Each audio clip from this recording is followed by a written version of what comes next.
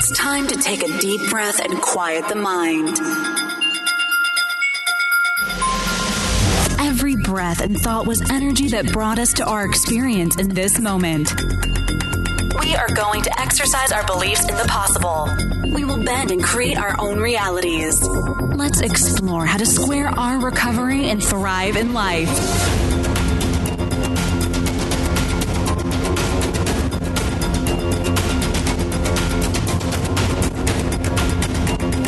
I welcome you to Recovery Squared Radio with your host, Steve Wofford.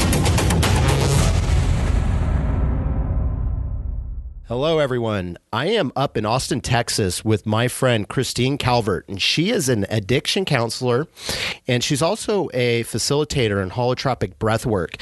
And I originally met her at one of her holotropic breathing courses, and after talking to her, it became apparent that we had a similar recovery story. And so when I started this podcast, I thought she would be a great person to interview, and so we're here right now, and I want to talk to her. So welcome, Christine. Thank you. Thanks. It's an honor to be here. Well, thank you. So let's jump right into it. So let's talk about holotropic breathwork. Why don't you tell us a little bit about, some of your credentials and background, and then we can start getting into the breathwork that you do and learn more about that. Sure.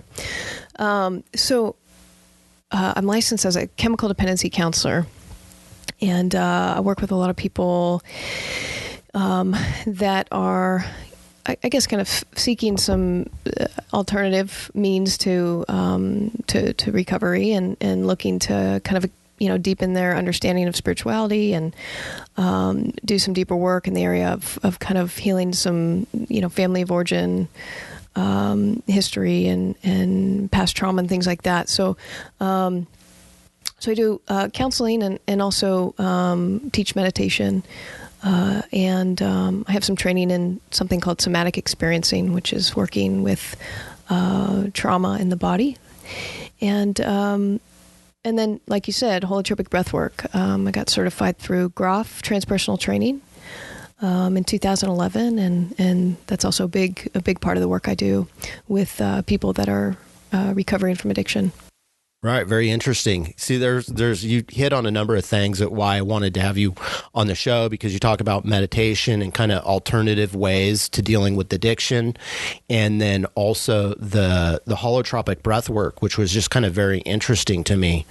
I have my own personal experience with it at one of Christine's courses. And so why don't you give me an overview of like what holotropic breathwork is? And maybe some of your own personal experiences and why you tried it and why you got into it. Sure.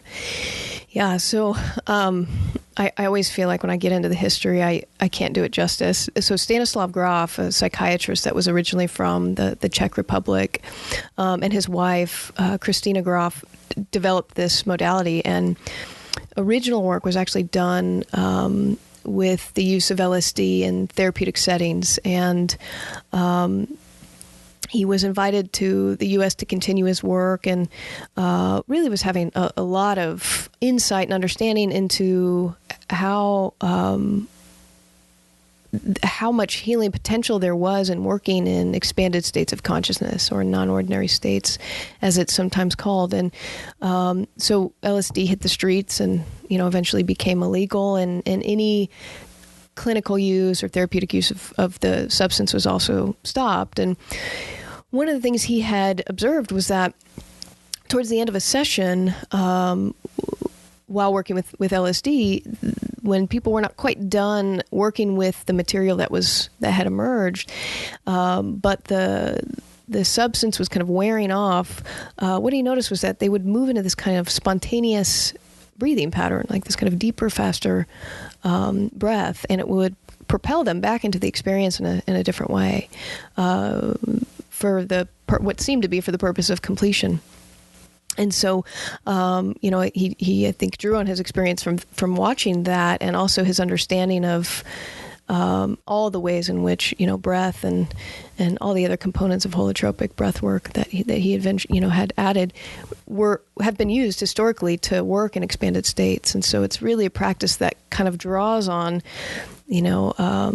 the practices of the indigenous, ancient mythology, Jungian thought, Eastern philosophy. So it's kind of pulling in all these really beautiful practices to create this container, this experience where people can explore in a safe way expanded states of consciousness. And so that's a little bit of the background.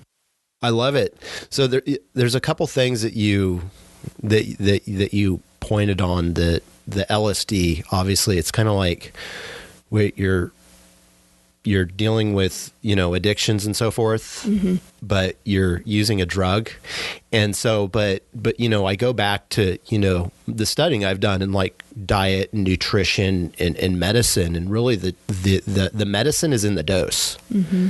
So I think it's real interesting that they're using something that's traditionally called a drug and an illegal drug. And I just think that's kind of interesting. And another thing that you talked about was, the breathing, mm-hmm. and then also, because I had a pretty established meditation and breath exercise going into this, mm-hmm. and so I kind of that's why I was open-minded to it, because it was. I was already doing a lot of the things. It was just kind of a different flavor and longer. Mm-hmm. But I think it's so interesting because it's hard to explain these sorts of things, yeah. because it's different for every person. And even in my own process, people are like, okay, well, what one thing do you do? I'm like, I don't know. I do 24 different things. They right. all work. Yeah. I don't know what one does, but I know they all work. And so holotropic breathing was no different than that. Mm-hmm. So what brought you to the point where you're like, hey, I want to try holotropic breathing? Why would you do that? Yeah, that's a good question. Truthfully, when I first heard about it, I thought, wow, this sounds pretty out there. Right. Impossible. So some of the stories I heard were that, you can, have these really profound experiences in these, expanded states that personally I did not think were possible without the use of right. substance. And I was, I like to say that holotropic breathwork kind of found me, because it was really at a poignant time where I was introduced to it, and it was a huge opening for me, and I was so ready for it. I was I'd say about somewhere between 9 to 12 months sober at the time, and I was working the 12-step program,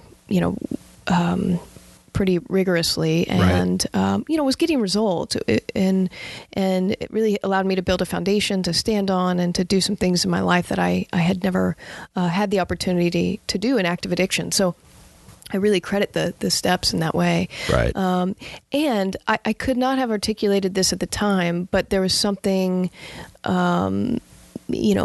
much deeper that was just, that I was craving. Right. And I wasn't quite getting that in the work I was doing in the 12 steps. And I also think it was because of the work in the 12 steps that I was even able to connect to this deeper longing. And so I was doing a lot of meditation, exploring a lot of meditation practices and different things to try to find, whatever it was that I was kind of hungry for at the time. And someone said, come try this breathwork thing. And I'll never forget it. I remember sitting there listening to my friends talk to me about the process, and I thought, this is weird, but okay.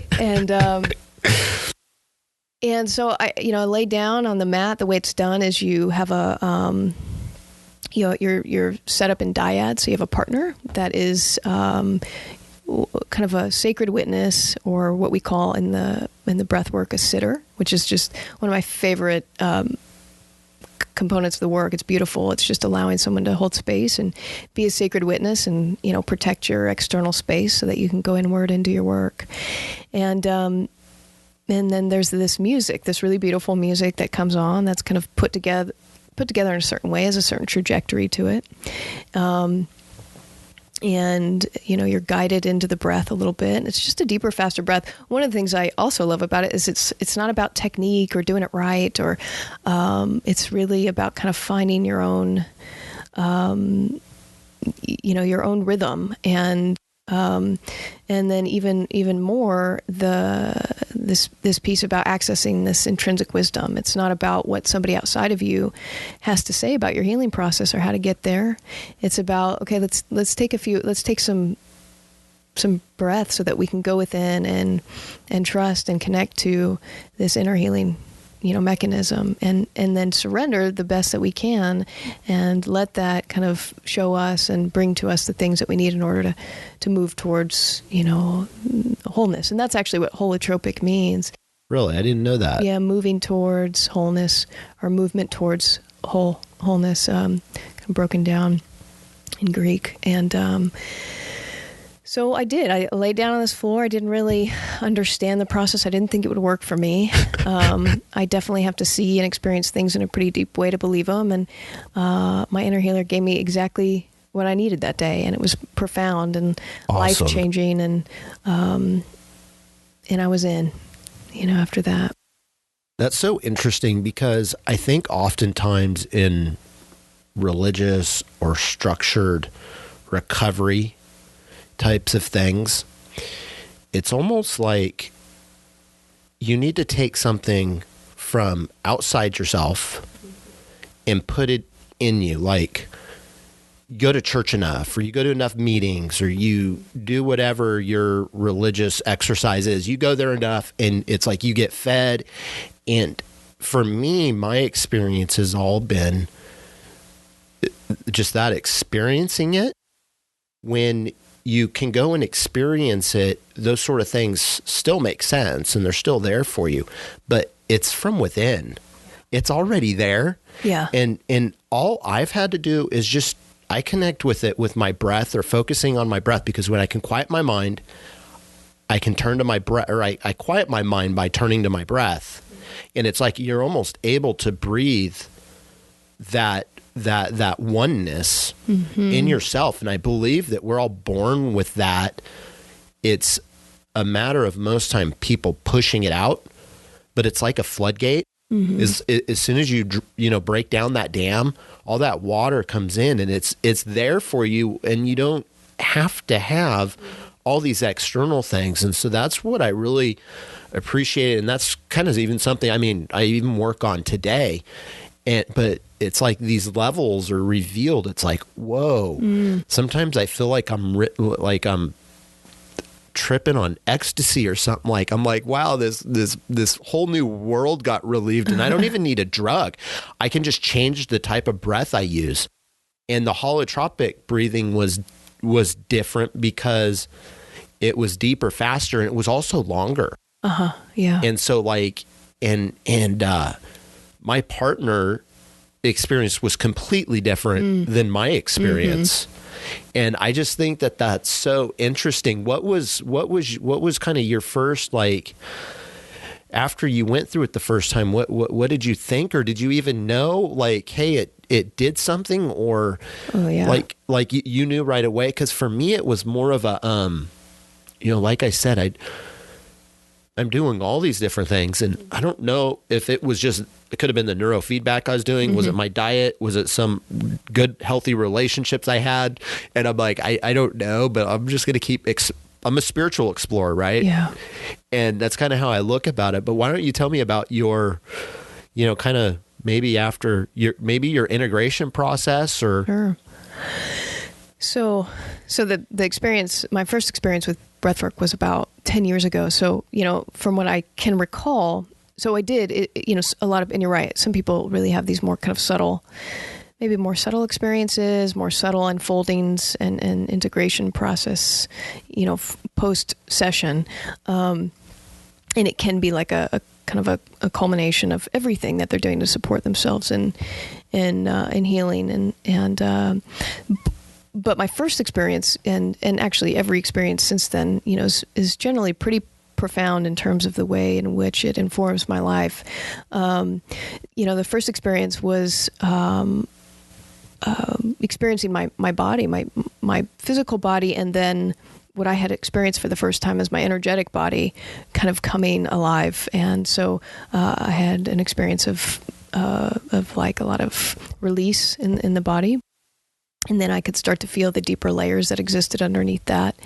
And then had this just really kind of beautiful connection of, you said the word oneness, which was actually one of my first experiences of just tremendous opening into love, into the heart space, in which back then was very, very closed and armored. So that was a very big deal for me. And I remember just tears that I hadn't, just years of uncried tears, that reservoir just finally being tapped into, and it could just come through so freely. And it wasn't the overwhelming, terrifying experience I think I had always assumed it would be when I actually allowed myself to go there. And it was, so there was the cleansing, and also I could feel the support of everybody around me, and I could feel the kind of the work of the room that was happening. And so what those facilitators had done for me at the time was that I didn't get until, later on, was that they were essentially creating a container that was safe enough, where my psyche felt safe enough to go there. And, to me, there's no greater gift than that, to create a space of love so that we can go within and begin to bridge the gap between, to our own self-love. And so it was only in people creating a safe enough space that so that I could go in and face me all the way, that I then was able to start to do that for myself, and then ultimately for other people. So I just forever bow in gratitude to them and all the people since then who have held space for me in that way. And my first experience was just this absolute, meeting with the divine, with source, with the one. And it was nameless and almost formless, and yet had many faces. And it was just this really kind of beautiful weaving of understanding that God is everything, that every moment and everything is sacred. So I came out of that experience pretty changed. I bet. Yeah. And just humbled and going, what just happened? This is actually bringing me back, because I haven't really talked about this since going through it. Mm-hmm, mm-hmm. And I actually do remember, I don't know if profound is the right word, but it was more like I got my rear kicked. Mm-hmm, mm-hmm. And I remember, I remember thinking wow, I think I woke up the next day and it was wait, yesterday I, did the breath work, mm-hmm. and I remember just being so exhausted, and I'm like, well, I must have processed something. Mm-hmm. I don't know what it was exactly, mm-hmm. but I know it was a neat experience, and I know that it is part of my process. But I find that in a lot of these personal development or even meditation, it's like these changes. It's not like you take a drug or a pill and you're like, oh, it's fixed, it's better. Mm-hmm. There are very few things in the growth process that are like that. And I think that's why growth is so challenging, because people want that, wait, but I took something, it didn't do anything. Yeah. And that's why it can be kind of hard sometimes. And, I just, for me personally, I just keep trying these different things. But I do remember, I'm like, I went through something, but I don't know necessarily what it was. I just know that I walked through something, I guess, and I was tired really. And I don't know. And I, from the people that I went through it with, and I talked to my partner afterwards, we all kind of experienced the same thing. And so it was just kind of interesting, but I also found it kind of fascinating that I do some of those I use music and meditation and breathing, like for visualization work, like when I want to, like, you know, if I want to work on manifesting something specific in my life, some change that I want to work on, that I'll use like binary beats and other types of music to kind of get me in that place. But it's very short term, you know, like no more than a half hour. So it's similar. And I'm wondering, there's got to be some new neural pathways that are created. It's kind of like you go in there and you exercise your brain different than what you are used to. You're putting yourself in different environments, different music. You're a lot of times out of your comfort zone. I know I was, and it sounds like you were too. Definitely. And I've found in my recovery process that, and actually, quite frankly, what this show is about is really disrupting, you know, our belief systems, our thought patterns, and renewing our minds. Yeah. And that helps because it goes in there. It's kind of like what it does is like it plows the field, right? And you're able to kind of have a fresh look on it. And I guess that's just, I'm kind of thinking out loud, but like, that's just kind of the best way I can explain my experience. Yeah. I love it. Yeah. I love what you said. It's, and thanks for sharing about your experience. Cause it's, you know, I think, so when you're saying that, what comes up is this, you know, one of the things I love about, you know, expanded state work, whatever form we do it in, is that it's, you know, we're going beyond the intellectual level. We're right. You know, kind of, we're going beyond the cognitive, or just the cognitive layer of consciousness. And so we get to experience all sorts of different things. And I don't know about you, but I know living, you know, as a Westerner and in the culture we're in, there's this tendency to need to understand something and make sense of it for it to then feel relevant. And I think one of my biggest kind of practices in a lot of this work where we're going, you know, beyond the intellect is the surrender of that need. And because there's so many different experiences, at least from my you know, my own personal work of just allowing the psyche to bring things to the surface, or move them, or shift them, or whatever it's doing, and to just trust that the inner healer is doing exactly what it needs to do to allow me to move a little closer to understanding my wholeness. And so this surrender of needing to put all the pieces together and this need to know.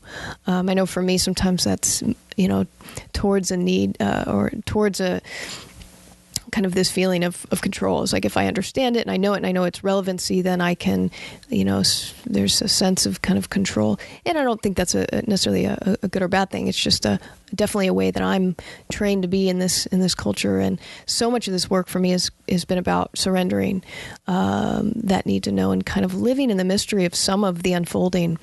And one of my favorite poets talks about this. It's, you know, says something like, I'm going to chop it up a little bit, but, you know, like,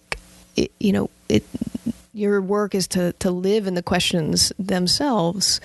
And when the answers come, they'll come at a time when you're ready to fully integrate them. That's my version of what he's saying. But, so yeah, sometimes the healing is really subtle, these kind of subtle shifts and subtle unfoldings. And sometimes, you know, they can be really big and profound. And I love what you said about kind of plowing the field. And that's been so much of what, you know, since we're talking about holotropic breathwork in particular, has been, is like just this clearing out, and also this movement towards allowing everything to have a place at the table, and moving towards an embrace of all of it. And instead of this movement of rejection of, oh, you know, I don't like that because it's uncomfortable or unpleasant, and this acceptance of only things that are pleasant, whether that's emotionally or mentally or spiritually, but instead really kind of opening my arms to it all and allowing some deeper integration to happen. And from that stance, from that kind of posture, and then in doing that, I think really beginning to see deeper and deeper every time the spirit in all things. And the you talked about the neural pathways, and I can't speak to it too deeply and from a neuroscience perspective, but I can certainly say from my experience and watching other people, there is some extremely deep shifts happening at,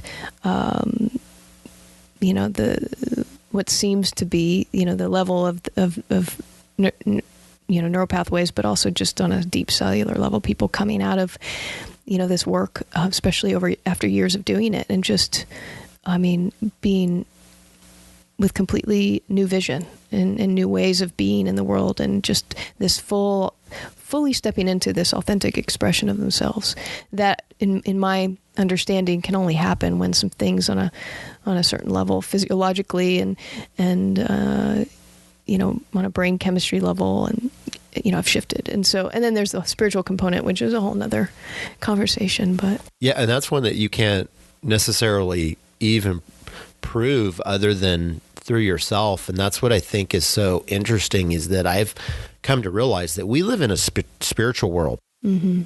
The material world is really just a manifestation of of our spirit beings, right? Mm-hmm. And we were created to create, and so it's one of those areas that it's like, wow, maybe I was looking at it because I, like you, I was, I had a good career, entrepreneur. I was always doing, thinking, but I was driving myself into the ground. Yeah. And when things didn't work, like you had mentioned control, like when I lost that illusion of control, Steve's world came crushing down. Mm-hmm. Yeah. And I couldn't handle it. And I had to go change the way I felt about it. And so, but, creating that space and nurturing that spirit in whatever way you can is kind of an interesting thing. And so if someone wanted to, is there like a website that they would go to and they could look up in their area and find if there's a practitioner there? Like, how does the business side of that work? Yeah. So the Groff Transpersonal training is who certifies holotropic breathwork practitioners, and their website is holotropic.com, and you can contact them for a list. And I think they have some websites of people that are doing work in different areas of the country, but you can also contact them for like a full list of facilitators in the area.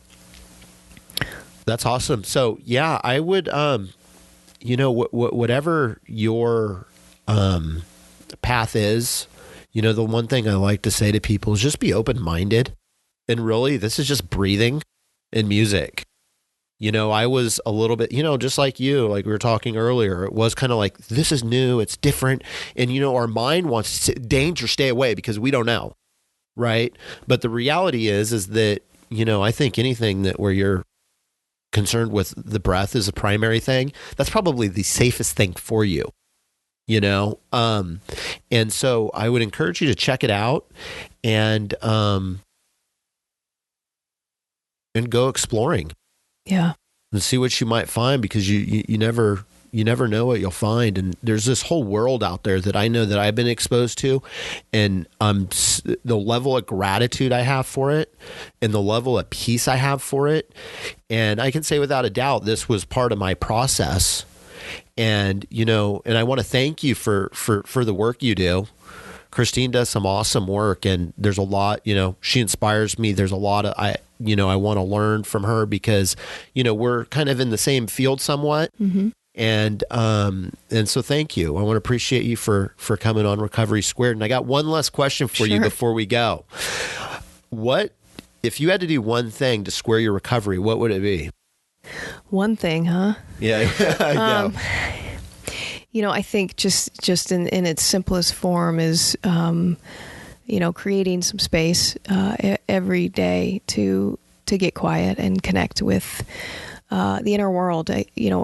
For me, we live in such a busy world. It's full of distraction, and it's so easy to stay away from, the vastness that exists within, that has a lot of information for us if we'll just listen. And so there's so many things that I could say about it, but I think just in its simplest form, finding the time to make quiet connection with, with spirit and my inner being, and just to listen to what the inner world has to say. And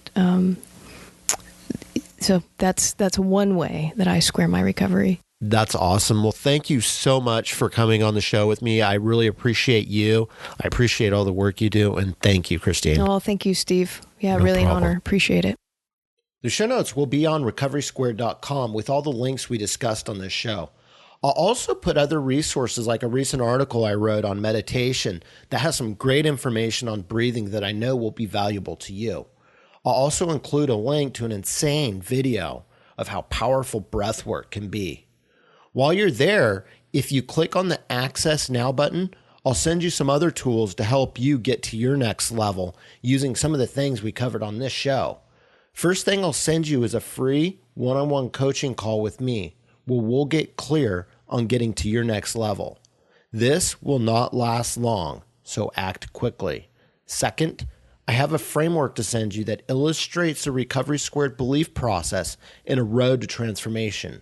Third, we are building a community around Recovery Squared, and when you sign up, you can be added to our exclusive secret Facebook group where we can connect with other tribe members. I want to build relationships and build our tribe, so I'm excited for you to be a part of this community.